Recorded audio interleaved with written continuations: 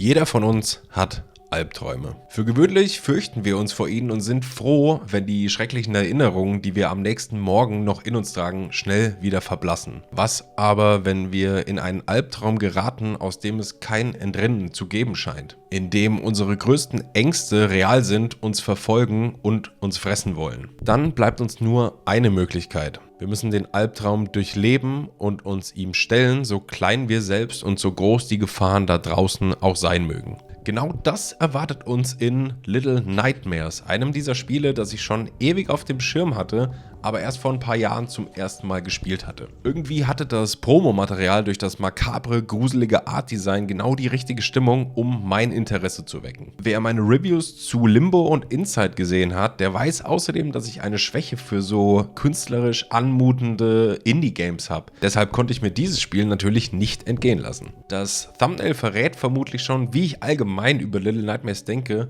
aber lasst uns doch gemeinsam mal im Detail besprechen, warum das Spiel mich so begeistern konnte. In Little Nightmares spielen wir das kleine Mädchen Six, gekleidet in einer charakteristischen gelben Regenjacke, die nach einem Albtraum, in dem sie eine japanisch aussehende Frau mit einer Maske sieht, aufschreckt und sich in einem Koffer wiederfindet. Die Umgebung wirkt düster und industriell, während Six, die nur mit einem Feuerzeug ausgerüstet ist, um sich in der Dunkelheit zurechtzufinden, sich ihren Weg durch verschiedene Räume und Schächte bahnt. Wir stoßen irgendwann auf ein gruseliges, groteskes Wesen mit übernatürlich langen Armen, das einen Käfig hinter sich herzieht. Um weiter voranzukommen, müssen wir die Quartiere dieses Wesens, das eine Art Hausmeister zu sein scheint, durchqueren und dabei versuchen, keine Geräusche zu machen, denn der Hausmeister hört extrem gut und wird uns sofort mit seinen langen Armen fangen, wenn er die Gelegenheit dazu bekommt. Six leidet regelmäßig an extremen Hungerattacken, nach denen sie schnellstmöglich etwas essen muss, um nicht zusammenzubrechen. Das macht sich der Hausmeister zunutze, stellt Six mit einem Stück Fleisch in einem Käfig eine Falle und fängt sie dadurch. Es gelingt uns, aus unserem Käfig auszubrechen und erneut vor dem Hausmeister zu fliehen,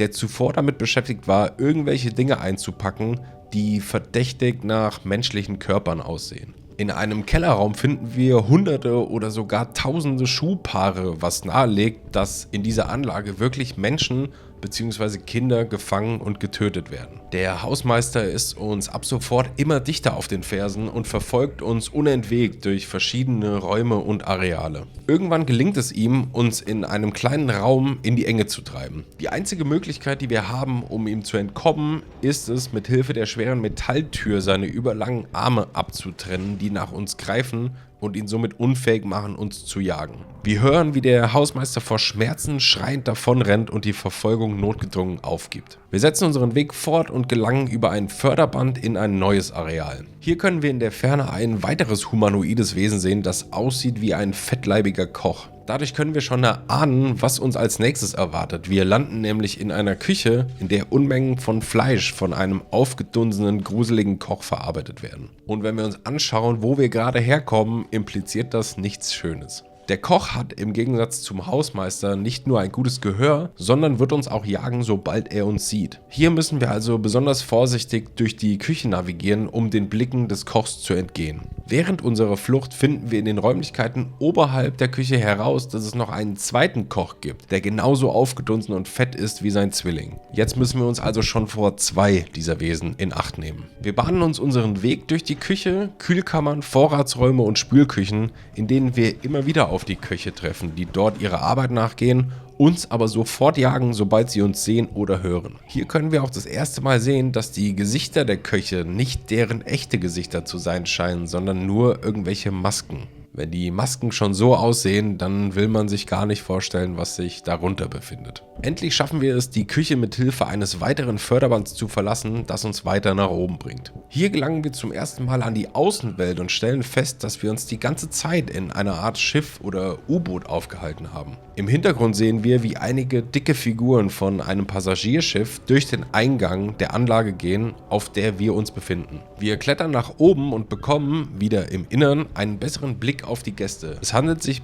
bei allen um extrem fette Menschen, die wegen ihres Gewichts kaum laufen können. Der Reihe nach stolpern sie in die Anlage hinein, die durch ihre Architektur und Dekoration an ein japanisches Restaurant erinnert. Von einem kleinen Balkon aus betrachtet die Frau, von der Six am Anfang des Spiels geträumt hat und die optisch an eine Geisha erinnert, die Gäste, wie sie in das Gebäude strömen. Wir bahnen uns unseren Weg durch das Restaurant, in dem eine regelrechte Fressorgie stattfindet, in der die Gäste Unmengen an Fleisch verspeisen. Wann immer wir von einem der Gäste entdeckt werden, fallen sie von ihren Stühlen oder Hockern herunter und robben über den Boden hinter uns her, um uns zu packen und zu fressen. Nach vielen brenzligen Situationen, in denen die Gäste uns verfolgen oder uns beinahe zu fassen bekommen, lassen wir endlich den Gästebereich hinter uns und gelangen anschließend in die Gemächer der Frau, die nur als die Dame beschrieben wird. Hier finden wir massenhaft zerbrochene Spiegel, Schaufensterpuppen und die Herrin selbst, die sich vor einem der zerbrochenen Spiegel das Haar kämmt. Wir dringen tiefer in die Gemächer vor und finden schließlich den einzigen noch intakten Spiegel, den es weit und breit gibt. Mit ihm in den Händen stellen wir uns der Dame, denn ihr eigenes Spiegelbild scheint sie selbst zurückzuschlagen.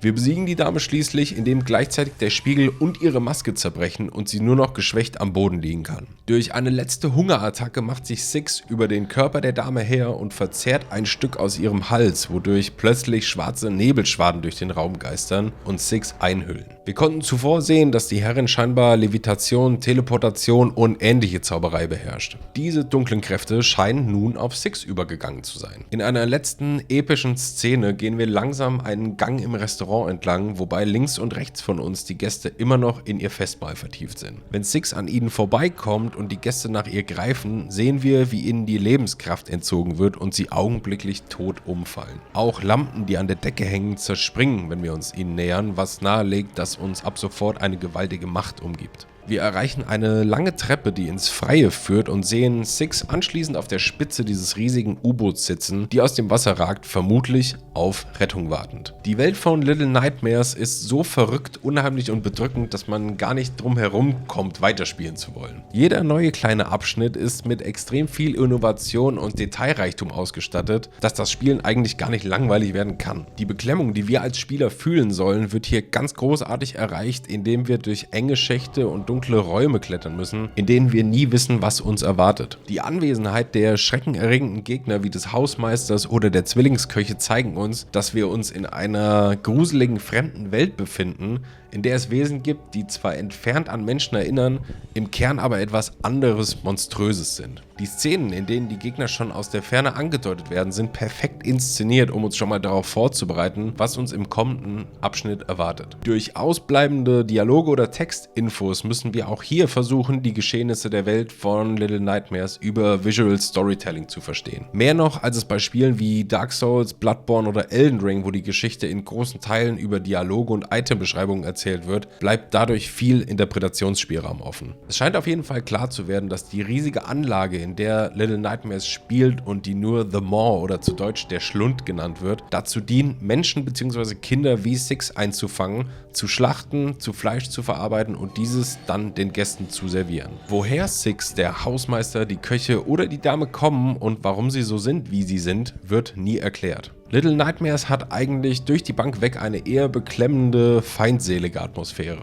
Bis auf ein paar Ausnahmen ist der Schlund ein Ort für Figuren, die wesentlich größer sind als Six, die eher die Größe der Gnome hat, denen wir im Spiel begegnen. Das sorgt dafür, dass uns normale Gegenstände wie Betten, Schränke, Stühle oder Tische beinahe wie unüberwindbare Hindernisse vorkommen. Viele von euch können sich vielleicht noch zurückerinnern, wie es war, die Welt aus Kinderaugen zu sehen. Erwachsene, die sich über uns gebeugt haben, haben oft wie bedrohliche Riesen ausgesehen. Dieses Thema greift Little Nightmares auch schon im Trailer auf, indem sie Eurogamer zitieren: "Taps into your darkest childhood fears." Im Rahmen der Handlung wird das auch noch deutlicher, wenn uns auffällt, dass alle Erwachsenen, die in Little Nightmares auftauchen, uns jagen, fangen, einsperren, töten oder essen wollen, während die Kinder, also Six und die Gnome, beieinander Trost und Schutz finden und sich gegenseitig helfen. Little Nightmares schafft es dadurch, gleichermaßen an den meisten Stellen extrem düster und unheimlich zu sein, an anderen aber einfach nur süß und herzerwärmend. Ich meine, Six umarmt die Gnome immer, um ihnen zu beweisen, dass sie ihnen nichts Böses antun will. will. Und die Gnome laufen uns hinterher oder ahmen uns nach, wenn wir ihr Vertrauen gewonnen haben. Der ganze Frieden wird natürlich gegen Ende nochmal völlig auf den Kopf gedreht, wenn Six sich während einer ihrer Hungerattacken anstelle auf eine Wurst, die ihr von einem der Gnome gereicht wird,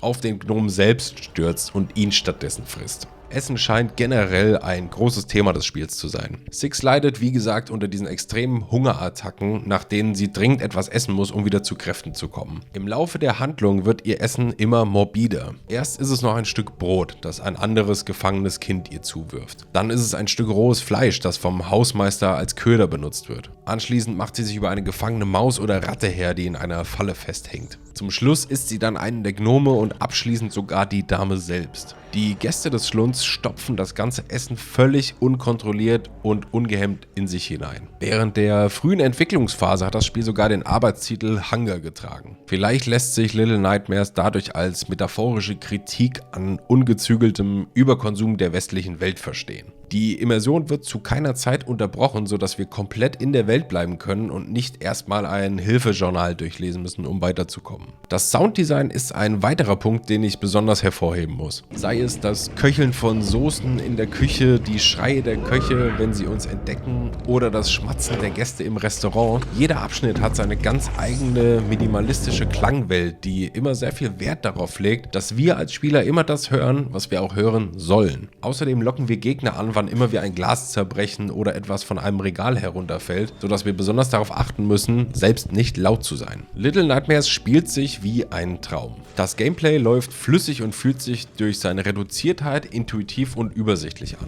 Das Spiel fällt unter die Kategorie Jump'n'Run und ist ähnlich wie Limbo und Inside als Sidescroller aufgebaut, sprich wir können uns im Grunde genommen nur nach links oder rechts bewegen und in den meisten Fällen haben wir auch noch ein wenig Tiefe innerhalb der einzelnen Abschnitte, sodass wir hier schon gut und gerne von einem 3D Jump'n'Run Rätselspiel sprechen können. Wir können mit Six laufen, rennen, springen, klettern, mit Schaltern, Boxen oder anderen Gegenständen interagieren und haben immer ein kleines Feuerzeug dabei, das wir auch sehr oft im Laufe der Handlung brauchen, weil es an vielen Stellen verdammt dunkel werden kann. Ich als Rätselmuffel hatte meinen großen Spaß mit den verschiedenen Rätseln, die uns während des Spiels präsentiert werden, weil sich alle sehr innovativ und vor allem kreativ angefühlt haben. Ich hatte nie das Gefühl, an einem Rätsel stecken zu bleiben oder irgendein Rätsel zum 100. Mal zu lösen, sondern immer wieder wurden die Elemente und vor allem unsere Umgebung auf neue Arten und Weisen eingesetzt, um Abwechslung in die Rätsel zu bringen. Wie zum Beispiel hier, wenn wir in der Küche erstmal allerhand gefrorenes Fleisch durch einen Fleischwolf jagen müssen, um so eine Wurst herzustellen, mit deren Hilfe wir uns dann zum nächsten Abschnitt schwingen können.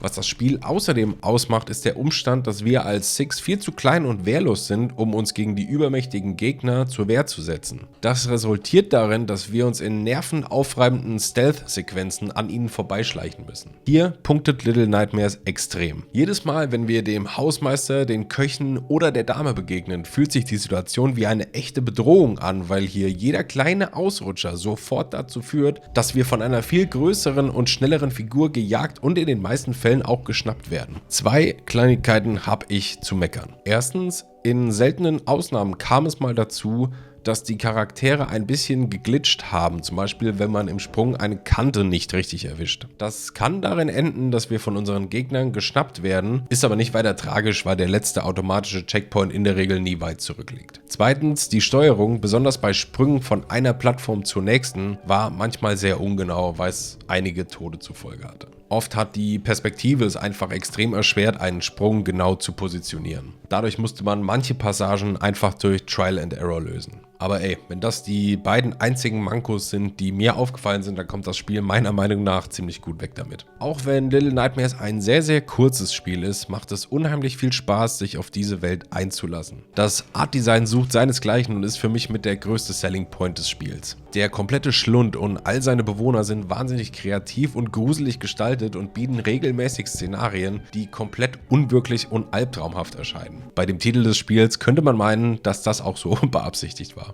Die Rätsel sind, wie schon gesagt, cool und kreativ gestaltet und wechseln sich in regelmäßigen Abständen mit den bedrohlichen Bossbegegnungen ab, sodass das Spiel nie zu eintönig wird. Wenn ich mir irgendwo was zu meckern raussuchen müsste, dann, dass der letzte Abschnitt im Restaurant und das Aufeinandertreffen mit der Hauptantagonistin des Spiels im Vergleich zu den vorherigen Abschnitten relativ kurz ausfällt. Dafür dafür, dass das der Höhepunkt der ganzen Geschichte ist. Aber auch das kann ich Little Nightmares kaum vorwerfen, weil dafür alles, was wir vorher erleben, diese Kleinigkeit mehr als aufwiegt. Und abgesehen davon ist das Restaurant ja trotzdem ein extrem cooles Level. Hiermit geht also meine ganz klare Empfehlung für Little Nightmares raus, wenn ihr auf skurriles Artdesign steht, das sich irgendwo zwischen süß und furchteinflößend bewegt und auf der Suche nach einem kurzweiligen, reduzierten Spiel seid, das euch auf jeden Fall im Gedächtnis bleiben wird. Was sagt ihr zu Little Nightmares und welcher Teil der 3 bisher erschienenen gefällt euch am besten? Und welchen Charakter findet ihr am gruseligsten? Schreibt es mir gern mal in die Kommentare. Und ihr ahnt es vielleicht schon, natürlich kommen auch noch 2 Reviews zu Little Nightmares 2 und 3, worauf ich mich schon extrem freue. Little Nightmares 3 kam ja erst vor gar nicht so langer Zeit heraus und das habe ich tatsächlich selbst noch nie gespielt, deshalb gehen wir da komplett blind rein. Abonniert also den Kanal, um diese Reviews nicht zu verpassen und bis dahin bedanke ich mich fürs Zuschauen und sage